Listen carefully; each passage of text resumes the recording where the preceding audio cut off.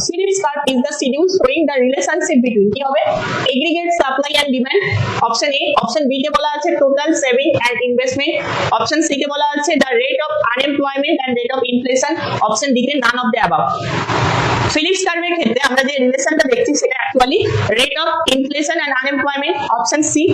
C মানে rate of unemployment and rate of inflation এদের মধ্যে একটা ইনভার্স রিলেশনশিপ দেখছি মানে অ্যাকচুয়ালি যেটা লক্ষ্য করছি ইনফ্লেশন পার্সেন্টেজ যদি ইনক্রিজ করে তাহলে সেক্ষেত্রে দাঁড়িয়ে আমি দেখবো যে আনএমপ্লয়মেন্ট পার্সেন্টেজ ডিক্রিজ করতে বা ইনফ্লেশন পার্সেন্টেজ যদি ডিক্রিজ করে তাহলে সেক্ষেত্রে দেখবো এই ফিলিপস কার্ভের ক্ষেত্রে আনএমপ্লয়মেন্ট পার্সেন্টেজ ইনক্রিজ করতে তাহলে ইনফ্লেশন পার্সেন্টেজ এবং আনএমপ্লয়মেন্ট পার্সেন্টেজের মধ্যে অ্যাকচুয়ালি আমরা এক্ষেত্রে একটা ইনভার্স রিলেশনশিপ দেখছি অ্যাকচুয়ালি আমরা যদি লক্ষ্য করি নিউজিল্যান্ডের ইকোনমিস্ট ছিলেন A.W. ফিলিপস তিনি অ্যাকচুয়ালি একটা ডেটা কালেকশন করেছিলেন ইনকের উপর এই ডেটা কালেকশন করে তিনি কিন্তু ইনফ্লেশন পার্সেন্টেজ এবং আনএমপ্লয়মেন্ট পার্সেন্টেজের